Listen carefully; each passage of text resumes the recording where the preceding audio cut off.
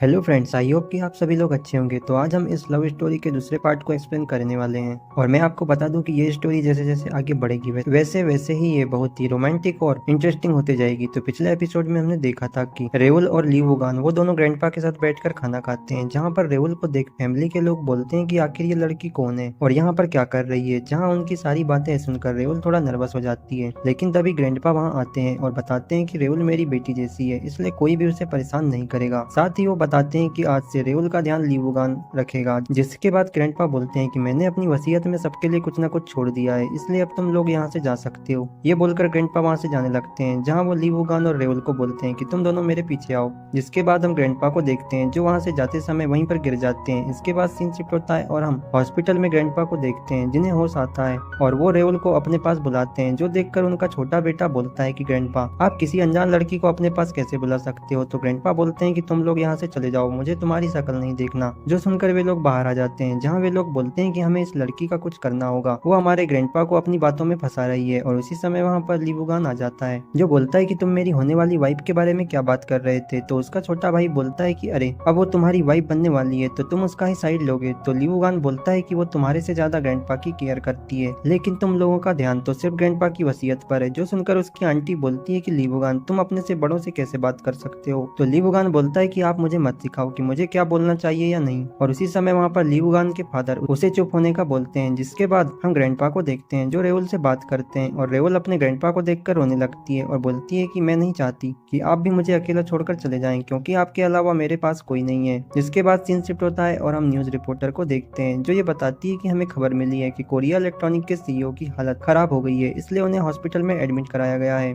इसके बाद हम हॉस्पिटल में डॉक्टर को देखते हैं जो उन सभी लोगों को बताता है कि मुझे माफ करना, लेकिन आपके ग्रैंडपा के पास अब ज्यादा टाइम नहीं बचा। जो बात सुनकर वे सभी लोग हैरान रह जाते हैं। जिसके बाद हम रेवल को देखते हैं जो ग्रैंडपा की देखभाल करती है। तभी वहाँ पर ली वुगान आता है और बोलता है कि तुम जाकर आराम कर लो। जिसके बाद हम नेक्स्ट डे का सीन देखते हैं जहाँ पर रेवल ग्रैंडपा को बोलती है कि आज का दिन काफी अच्छा है, क्यों ना हम बाहर घूमने चलें। तो ग्रैंडपा उसे मना करते हैं। जिसके बाद हम ली वुगान को देखते हैं जो अपने ग्रैंडपा से मिलने आता है, जहाँ पर उसका असिस्टेंट बोलता है कि ग्रैंडपा की तबीयत में काफी आराम लगा है और आपकी होने वाली वाइफ उनका अच्छे से ध्यान रख रही है, इसलिए मुझे लगता है कि वो काफी अच्छे इंसान है। तो ली वुगान बोलता है कि मैं उसे बहुत ही कम समय से जानता हूँ, इसलिए हमें नहीं पता कि वो कैसी है। जिसके बाद वे दोनों ग्रैंडपा के पास आते हैं, जहाँ पर किम ग्रैंडपा को ग्रीट करता है और फिर किम अपने बारे में रेवल को बताता है और बोलता है कि मैं सर का असिस्टेंट हूँ। जिसके बाद ली वुगान अपने ग्रैंडपा से बोलता है कि क्या आप अभी ठीक हो। तो ग्रैंडपा बोलते हैं कि हाँ, रेवल ने मेरा अच्छे से ध्यान रखा है। तभी ग्रैंडपा बोलते हैं कि तुम्हें रेवल को डिनर पर ले जाना चाहिए। जो सुनकर ली वुगान बोलता है कि हाँ ग्रैंडपा, मैं भी यही सोच रहा था। तभी किम बोलता है कि आप दोनों जाओ, मैं चेयरमैन का ध्यान रखूंगा। जो सुनकर रेवल किम का धन्यवाद करती है, लेकिन तभी ग्रैंडपा ली वुगान को बोलते हैं कि तुम रेवल को किसी गंदी जगह पर मत ले जाना, क्योंकि मेरी नजर तुम्हारे पे हमेशा रहेगी। जो सुनकर ली वुगान बोलता है कि हाँ ग्रैंडपा, आप चिंता मत करो। ये बोलकर वे दोनों वहाँ से जाने लगते हैं, जहाँ पर ग्रैंडपा किम को बोलते हैं कि तुम्हें क्या लगता है कि क्या ये लोग एक साथ रह सकेंगे। तो किम बोलता है कि आप चिंता न करें, रेवल जैसी सुंदर लड़की ली वुगान को अपना दीवाना बना ही लेगी। इसके बाद हम रेवल को देखते हैं जो ली वुगान से बोलती है कि यदि आपको कोई काम है तो वो आप कर सकते हो। जो सुनकर ली वुगान बोलता है कि नहीं, ऐसा कुछ भी नहीं है और तुम इतना ज्यादा मत सोचो। जिसके बाद वे दोनों कार में बैठकर जाने लगते हैं, जहाँ पर हम रेवल को देखते हैं जो ली वुगान की कार में फर्स्ट टाइम बैठी थी, इसलिए उसे काफी डर लगता है। जो देखकर ली वुगान बोलता है कि तुम चिंता मत करो, मैं बहुत ही अच्छा ड्राइवर हूँ।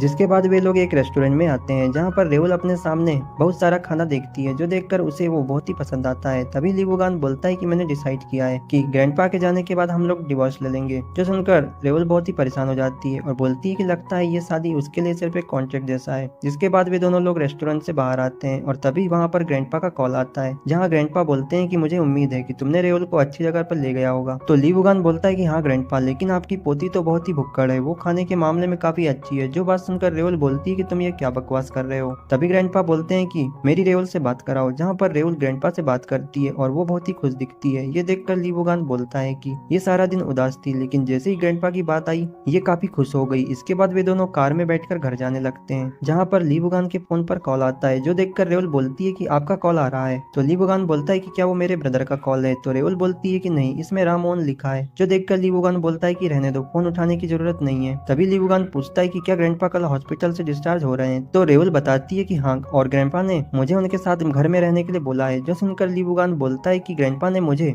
तुम्हारे साथ एक ही कमरे में रहने को बोला है। जो सुनकर रेवल थोड़ा शर्माने लगती है। वहीं ली वुगान सोचता है कि ये बुढ़ा तो मेरे मजे लेने के चक्कर में है। इसके बाद सीन शिफ्ट होता है और हम ली वुगान को देखते हैं जो शावर लेकर बाहर निकलता है, जहाँ वो देखता है कि रेवल सोफे पर सो गई है। ये देखकर वो उसके पास आता है और उसे पकड़कर कमरे में सुला देता है, जहाँ पर उसे रेवल की बॉडी से एक अलग ही खुशबू आती है। और तभी उसे राममोहन का कॉल आता है, जो देखकर वो कॉल उठाता है और बोलता है कि तुम इतनी रात में मुझे कॉल क्यों कर रही हो, हमारे बीच में अब कुछ नहीं रहा। तो राममोहन बोलती है कि मुझे तुमसे बात करनी है, इसलिए मैं तुम्हारा घर के बाहर वेट कर रही हूँ। जो सुनकर ली वुगान बाहर आता है। वहीं यहाँ पर हम रेवल को देखते हैं, जो नींद से उठ जाती है। इसके बाद हम राममोहन को देखते हैं, जो ली वुगान को देखकर उसके गले लग जाती है और बोलती है कि मुझे माफ कर दो, मैंने तुम्हें काफी याद किया। जो देखकर ली वुगान बोलता है कि तुम मुझसे दूर रहो, अब हमारे बीच में कुछ भी नहीं है और वैसे भी मेरी जल्दी शादी होने वाली है। जहाँ शादी का सुनकर राममोहन बोलती है कि क्या तुम शादी कर रहे हो, आखिर वो लड़की कौन है। तो ली वुगान बोलता है कि वो लड़की बहुत ही सिंपल है। जो सुनकर राममोहन बोलती है कि नहीं, ऐसा नहीं हो सकता, तुम्हारे जैसा आदमी एक मामूली सी लड़की से कैसे शादी कर सकता है। तो ली वुगान बोलता है कि देखो, ये ग्रैंडपा का ऑर्डर है, इसलिए मैं कुछ भी नहीं कर सकता। इसलिए मैं तुमसे कहना चाहता हूँ कि तुम दोबारा बिना बताए यहाँ पर मत आना, क्योंकि इससे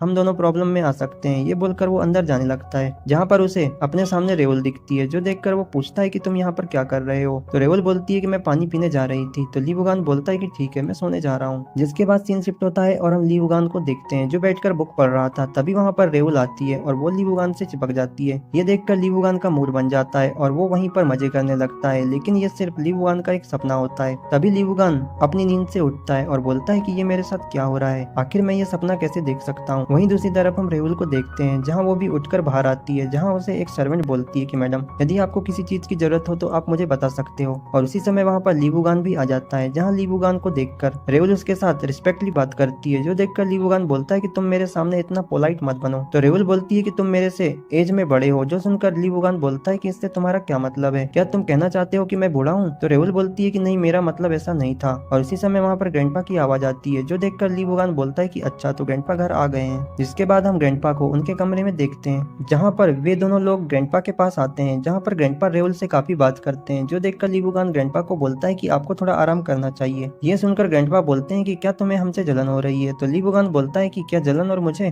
तभी ग्रैंडपा अपनी पूरी कोशिश करते हैं इन दोनों को आपस में एक साथ करने की। जिसके बाद ग्रैंडपा रेवल को बोलते हैं कि क्या तुमने नाश्ता किया। तो रेवल बोलती है कि नहीं ग्रैंडपा। जिसके बाद ली वुगान बोलता है कि चलो, क्यों ना हम चलकर नाश्ता करें। जिसके बाद वे लोग वहाँ से जाने लगते हैं, लेकिन तभी रास्ते में रेवल सडनली नीचे गिरने लगती है, जो देखकर ली वुगान उसे पकड़ लेता है और यहाँ पर इन दोनों के बीच थोड़ा रोमांटिक माहौल बन जाता है। जिसके बाद हम फ्लैशबैक का सीन देखते हैं, जहाँ पर हम ली वुगान को देखते हैं, जहाँ पर एक सर्वेंट ने उसके लिए क्रिसमस का ट्री बनाया था, लेकिन ली वुगान को वो बिल्कुल भी पसंद नहीं आता, इसलिए वो उसे फेंकने का बोलता है। और उसी समय वहाँ पर ग्रैंडपा आ जाते हैं और बोलते हैं कि इसे फेंकने की जरूरत नहीं है। तभी ग्रैंडपा ली वुगान को डांटते हुए बोलते हैं कि तुम्हें किसी की मेहनत के बारे में कोई परवाह नहीं, और यदि तुम बड़े होकर इसी तरह का बिहेव करोगे तो तुम्हारे पास कुछ भी नहीं बचेगा। तो ली वुगान बोलता है कि मुझे हर चीज परफेक्ट चाहिए। जो सुनकर ग्रैंडपा उसे समझाते हैं कि बेटा, ये जरूरी नहीं है कि हर चीज वैसी ही दिखे जैसा तुम बाहर से उसे देखो। इसके बाद हम प्रेजेंट में देखते हैं, जहाँ वे लोग नाश्ता करने जाते हैं। तभी हम फ्लैशबैक का सीन देखते हैं, जहाँ पर हम ली वुगान और राममोहन को देखते हैं, जो अपने एक फ्रेंड की शादी को अटेंड करते हैं। और फिर वे लोग एक होटल में जाकर मजे करने लगते हैं, जहाँ पर राममोहन बोलती है कि क्या तुम लव पर यकीन करते हो। तो ली वुगान बोलता है कि मेरे लिए प्यार जैसी कोई भी चीज एग्जिस्ट नहीं करती। जो सुनकर राममोहन बोलती है कि यदि तुम्हें फ्यूचर में किसी से लव हो गया तो मेरे लिए प्रॉब्लम हो जाएगी। जिसके बाद हम प्रेजेंट में उन दोनों को देखते हैं, जहाँ वे लोग बैठे हुए थे। तभी ली वुगान रेवल का मजाक उड़ाता है और बोलता है कि तुम्हारा शरीर बहुत ही छोटा है। तो रेवल बोलती है कि मेरा बचपन बहुत ही गरीबी से निकला है, क्योंकि मेरी दादी ने बहुत ही मुश्किल से मेरी देखभाल करी है, लेकिन मैं तुमसे तो कहीं ज्यादा सुंदर हूँ और वैसे भी तुम मुझसे काफी ज्यादा बड़े हो। जहाँ वे लोग ऐसी ही बातें करने लगते हैं। जिसके बाद सीन शिफ्ट होता है और हम ली वुगान को देखते हैं, जो अपने असिस्टेंट से बोलता है कि नेक्स्ट वीक मेरी एंगेजमेंट होने वाली है, इसलिए मैं चाहता हूँ कि तुम सारे काम अभी से निपटा लो। जो सुनकर असिस्टेंट बोलता है कि हाँ सर। जहाँ किम बोलता है कि सर, क्या मैं मैडम के लिए रिंग का अरेंजमेंट कर दूं। तो ली वुगान बोलता है कि नहीं, मैं ये काम खुद ही करूंगा। ये बोलकर वो वहाँ से चले जाता है और इसी सीन के साथ ये एपिसोड यहीं पर एंड हो जाता है। तो मिलते हैं इसके नेक्स्ट पार्ट में।